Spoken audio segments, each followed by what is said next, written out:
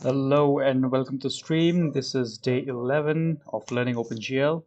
Today's topic is multiple lights. So in the last chapter, we implemented different types of lights. This is where we are in the project.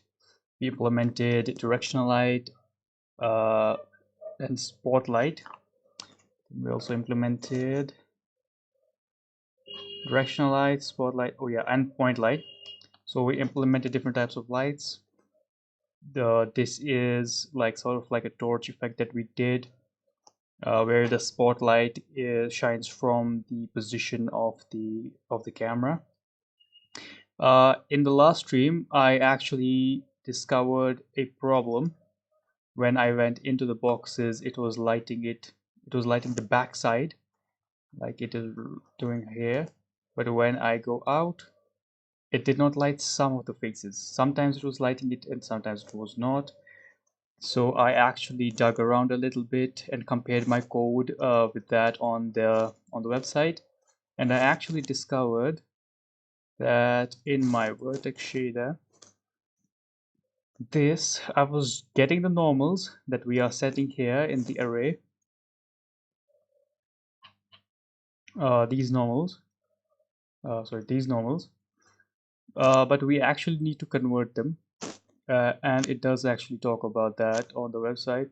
So here in the vertex shader, you get the normals. You take the transpose of the inverse of the model matrix, and then you multiply that with the a normal.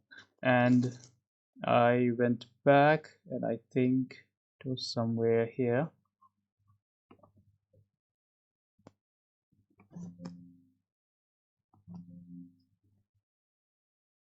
Basic lighting materials. Yeah, here it talks about this in the basic lighting section. It says that in the vertex shader we can generate a normal matrix. So what we're doing here is we are generating the normal matrix from the normals that we're getting. So we take the inverse and transpose of the of this A normals that we're getting, that work on any matrix type. Know that we cast the matrix to a 3 by 3 to ensure it loses its translation properties, because normals are just directions. And then we pass that. Before I was just passing this A normal directly. That is what was causing the issues when the boxes were rotated.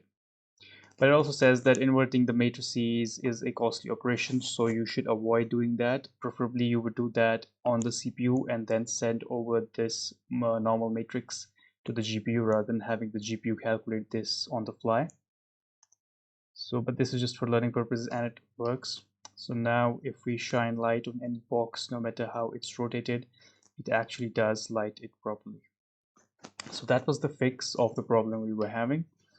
And let's now continue with the new chapter.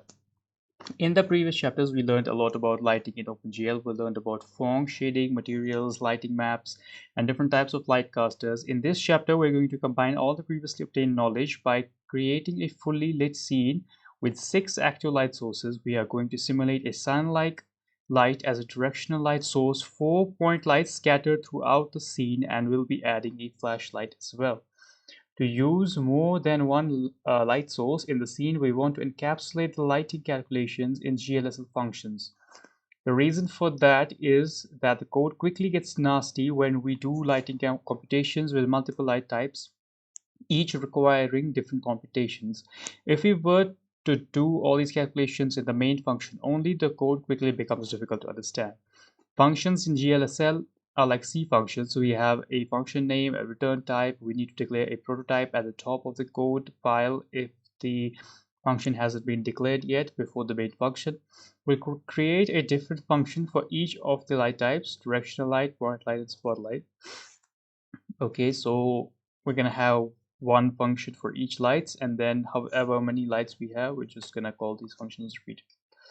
Okay, that's cool. When using multiple lights in a scene, the approach is usually as follows. We have a single color vector that represents the fragment's output color for each light. The light's contribution to the fragment is added to this output color vector. So each light in the scene will calculate its individual impact and contribute that to the final output color. A general structure would look something like this. Define an output color. Add the directional light's contribution to the output. Some function to calculate directional light. Okay, we're adding that to the same for all the other lights. So however many lights we have in the scene, we go through that and call the point light calculation. And if we have one spotlight, we just call it once and add that to the output, and then that will be our frag color. The actual code will likely differ per implementation, but the general structure remains the same. We define several functions that calculate the impact per light source and add its resulting color to an output color vector. If, for example, two light sources are close to the fragment, their combined contribution would result in a more brightly lit fragment compared to the fragment being lit by a single light source. So that for direction light, we want to define a function that in the fragment shader that calculates the contribution a direction light has on the corresponding fragment. A function that takes a few parameters and returns the calculated directional lighting color. First, we need to set the required variables that we minimally need for a directional light source. We can store the variables in a struct called light and define it as a uniform. The structs variables should be familiar from the previous chapter. Okay, let's do that. This will be in fragment shader. We're going to create a struct for our directional light.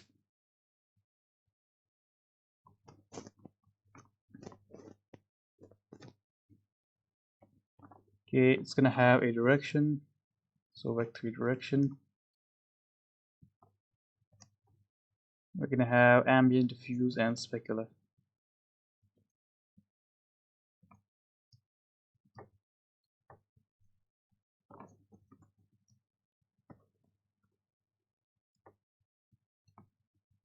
Okay, and then it's going to be a uniform. Dir light is dir light here. Like we have here.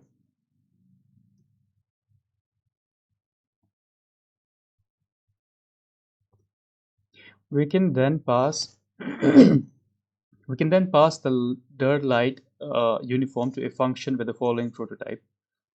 Calculate the directional light, and we'll pass our struct and the normal and the view direction. So that is going to be our function. Let's add the prototype here. Just like C and C++, we want to call a function, in this case inside the main function. The function should be defined somewhere before the caller's line number. In this case, we prefer to define the function below the main function, so this requirement doesn't hold. Therefore, we declare the function's prototype somewhere above the main function, just like in C. You can see that the function requires a dir light struct and two other vectors required for its computation. If you successfully completed the previous chapter, then the content of this function should come to no surprise. So this is basically the same directional light implementation that we did, but this time we're just wrapping it in a function, so we can call it easily. I can just simply copy it over. It's doing the same thing that we did in the last chapter, getting the direction of the light from the struct. Okay, its power just went out. Getting the direction of the light, normalizing it, and it's going to be negative because we want to change the direction. That will be our light direction. Getting the dot product of the normal of the fragment and the light direction, and making sure it doesn't go into negative. That's where we're doing a max. That's where the diffuse reflection, we're reflecting it on the normal. And then yeah, this is the specular function. We're calculating the ambient, the diffuse, and the specular for the directional light. So this is the same as we had before. So let's do it under our main function.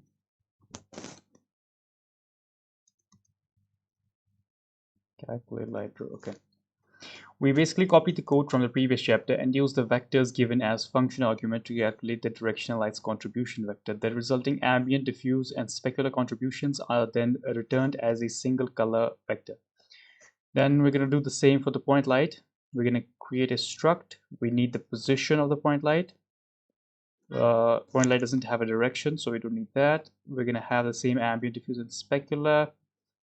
And then we're going to define these values, the constant, the linear, and the quadratic. Okay, it's going to do a hash define and our point lights 4. Okay, so it has like a hard limit on how many lights there are. So let's take the struct, and then we'll also do the uniform.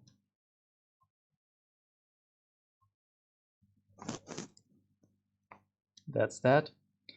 Let's put the uniforms with the others. I guess I'll just put this at the top. No, that's fine. Okay, as you can see, we used a preprocessor directive in GLSL to define the number of point lights. We want to have in our scene when we then use this and our point lights constant to create an array of point light structs. Arrays in GLSL are just like C arrays and can be created by the use of 2 square brackets. Right now we have 4 point light structs to fill with data. The prototype of the point lights function is as follows. So this will be our prototype for the point light calculation function. It will take the point light struct, normal, frag position, and the view direction. Let's copy over that. And then this is going to be the same point light calculation, but this time we have wrapped it up in a function. Yeah, this fragment shader is becoming quite big. Abstracting this functionality away in a function like this has the advantage that we can easily calculate the lighting for multiple point lights without the need for duplicated code in the main function. We simply create a loop that iterates over the point light array that calls the calc point light for each point light. Okay, putting it all together. Creating all these functions actually massively simplifies our main function. If we take a look, just close this. Main function has more code than it needs. We're just going to define normal and view direction because we need to pass those into our functions. All of this stuff will then be calculated inside the functions. So factory norm, view direction, and then we are calling our directional light function, going in a loop, calling our point lights. Okay, it's not doing spotlights yet, but that's fine. We can do that later.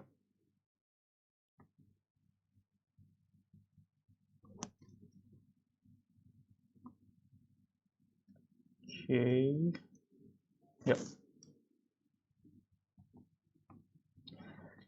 Each light type adds its contribution to the resulting output color until all light sources are processed. The resulting color contains the color impact of all the light sources in the scene combined. We leave the calc spotlight function as an exercise for the reader. Fine. There are a lot of duplicate calculations in this approach spread out over the light type functions. For example, calculating the reflect vector, diffuse and specular terms, and sampling the material textures. So there's room for optimization here.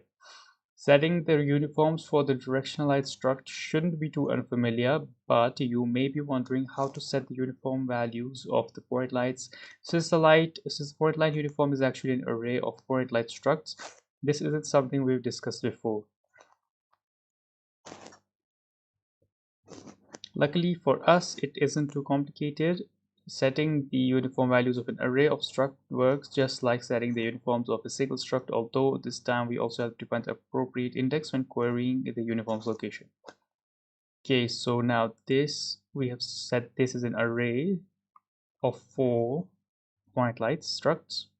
So first we're gonna have to go into the array, grab the correct struct with our index, and then set the value of that particular struct. Here we index the first point light in the struct of point lights array and internally retrieve the location of its constant variable, which we're then setting to 1. Let's not forget that we also need to define a position vector for each of the 4 point lights. So let's spread them up a little around the scene. We'll define another GLM vec3 array that contains the point light's position. Okay, let's copy these here somewhere.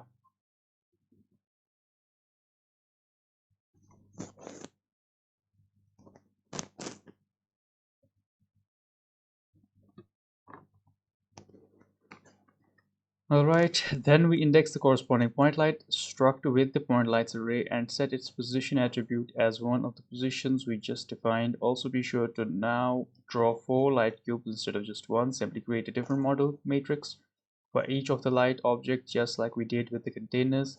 If you'd also use the flashlight, the result of all the combined lights should look something like this. As you can see, there appears to be some form of a global light like sun. Somewhere in the light, we have 4 lights scattered throughout the scene, and a flashlight is visible from the player's perspective. Looks pretty neat, doesn't it? You can find the full source code of the final application here. The image shows all the light sources set with the default light properties we've used in the previous chapter, but if you play around with these values, you can get pretty good results. Okay, so these are like change of different values, changing the color and brightness, and okay, it's giving different effects.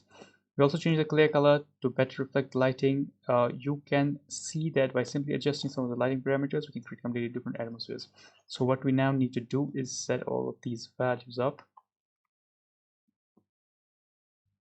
Let's try to get our directional light work first.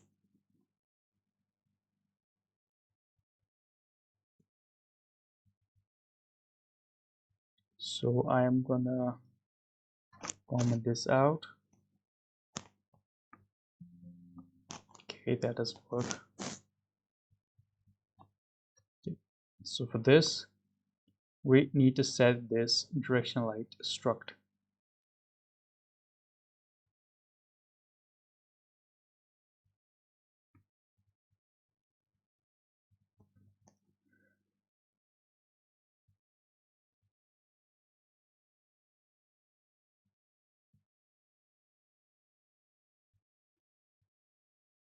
So this light struct, we're not going to use this anymore. So we can get rid of that here. All of this stuff is useless.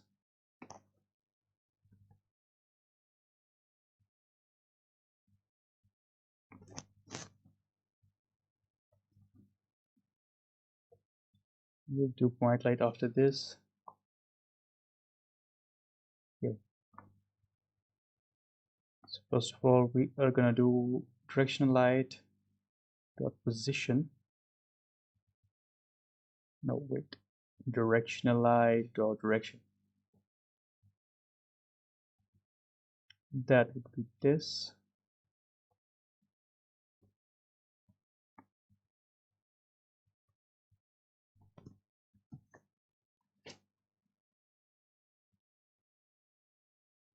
And we're gonna set it to, does it give us a value? Nope. Yeah, we'll set it to some other constant later.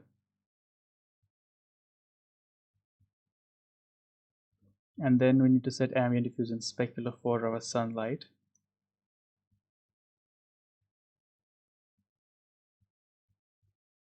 And we don't need this stuff, or do we?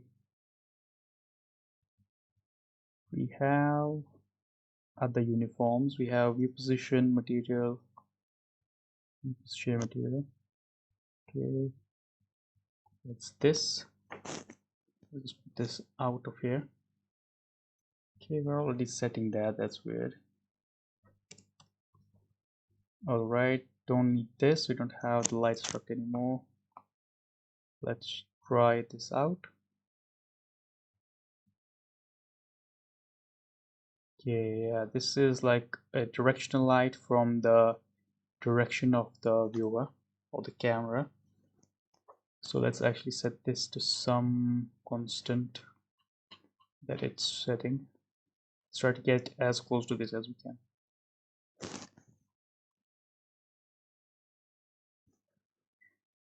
All right, we have light dot direction light dot direction.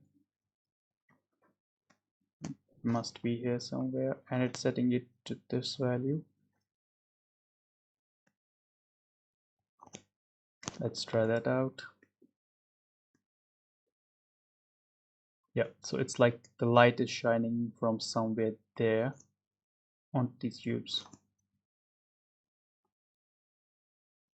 So that's cool. It's setting ambient diffuse and specular to different values. I would rather use these values.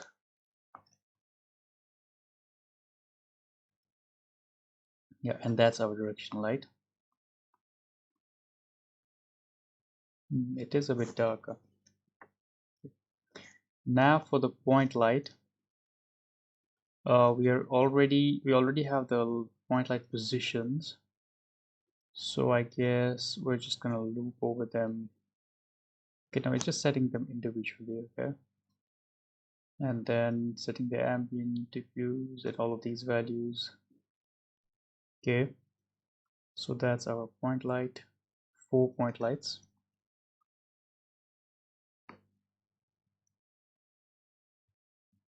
And then in the fragment shader, we're gonna loop over however many lights we have.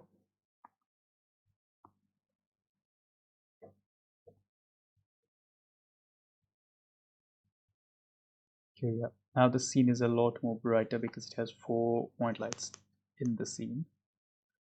If we want to visualize them, we're gonna have to use the same point light positions, and rather than, well, where is the render? Yeah, here we were drawing the lamp. We're gonna have to call this 4 times. So I bet it's doing that in the render somewhere here. Yeah, we now draw as many light bulbs as we have point lights. So it's just looping over this thing, and it's getting the point light positions. So it's gonna draw 4 lights, 4 like light cubes. Okay, what am I calling it?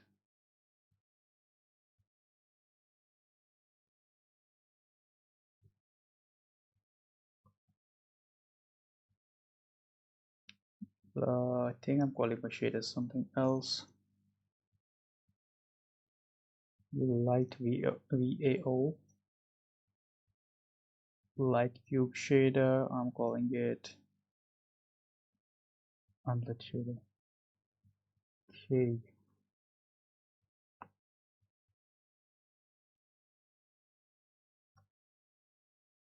This is not good. Okay, I'm seeing the cubes, but the color is not correct. Are there any errors?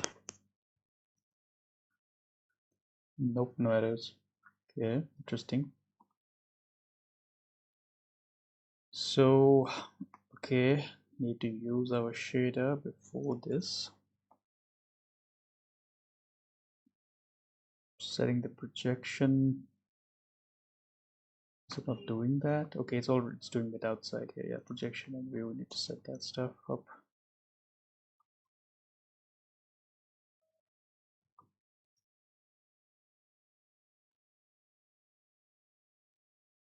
Cool, and then this is the same stuff as this. Okay, don't need this anymore. Yeah, now we see where the light sources are.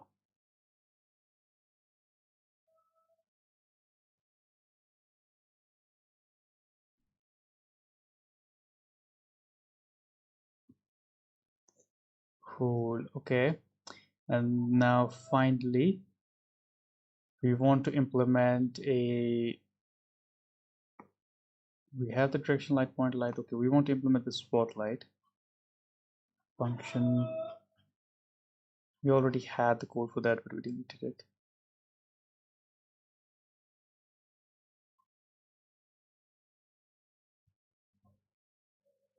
Okay, where's our shader?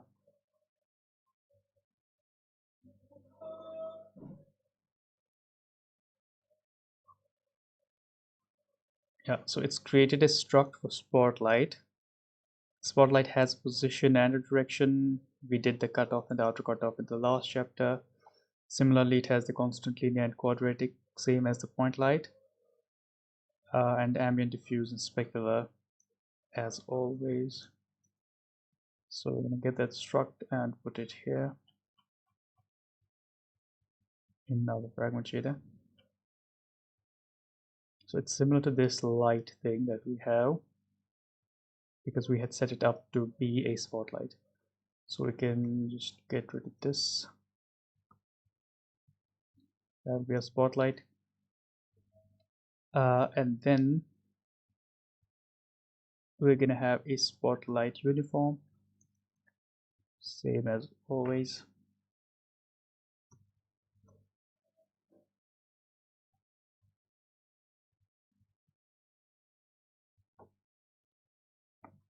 Okay, let's just do it like this.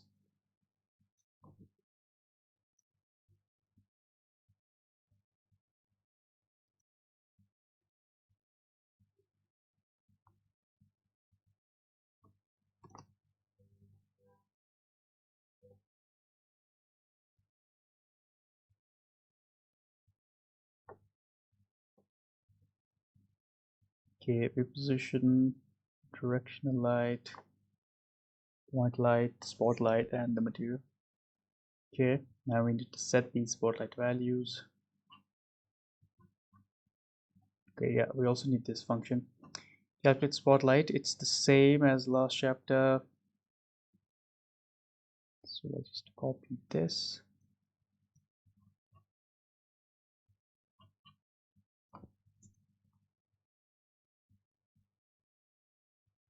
And then calc spotlight, we're going to call it right here.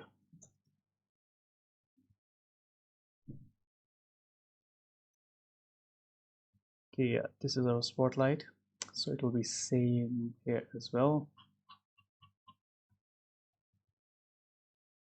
Position, direction, and then this is the cutoff. It's setting all of the stuff. Let's do that.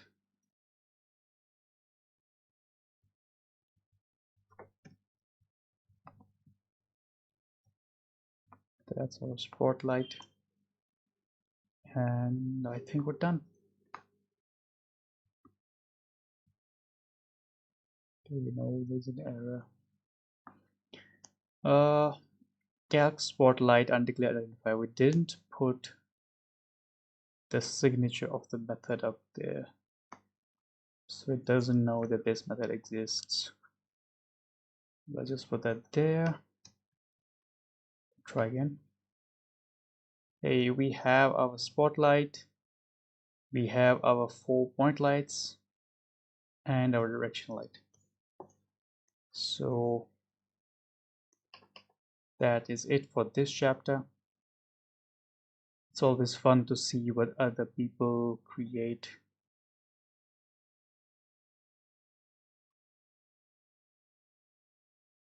Yeah, he has implemented IMGUI control panel. Okay, he's created like a nice little scene.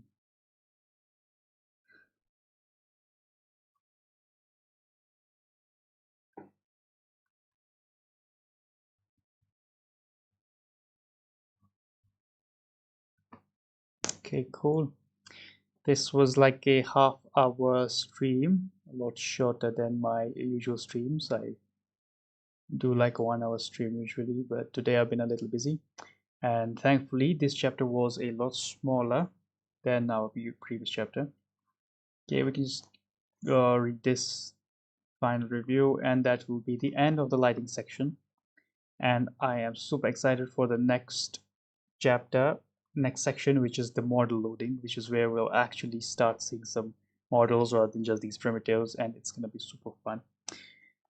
Congratulations on making it this far. I am not sure if you noticed, but over all the lighting chapters we learned nothing new about OpenGL itself, aside from a few minor items like accessing uniform arrays. All of the lighting chapters so far were all about manipulating shaders, using techniques and equations to achieve realistic lighting results. This again shows you that power of shaders. Shaders are extremely flexible, and you witnessed firsthand that with just a few 3D vectors and some configurable variables, we were able to create amazing graphics.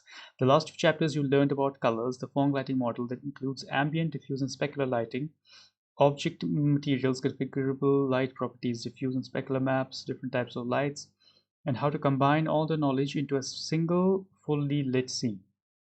Be sure to experiment with different lights, material colors, light properties, and try to create your own environments with the help of a little bit of creativity. The next chapter will be adding more advanced geometry shapes to our scene that look really well in the lighting model we discussed. So this is all the stuff that we learned. Yep. This is a big landmark. So see you guys next week. We are going to be tackling water loading, which is going to be super fun.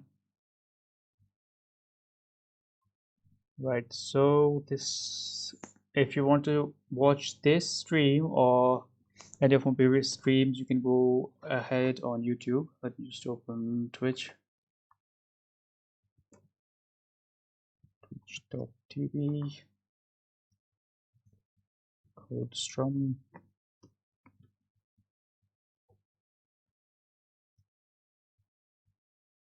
Yep, you can click on this YouTube link and it will take you to my channel. I have the playlist where you can go through all of the previous chapters step by step, the whole process. You can follow along if you want to learn OpenGL with me. I'm also learning. I will be uploading this chapter as well. And if you're watching this on YouTube and you want to catch the live stream, I actually live stream on weekends. So either it is usually Saturday or Sunday. This week happened to be on Sunday. And then I put it on YouTube. So, yep. You guys have a nice day. See you all. Bye bye.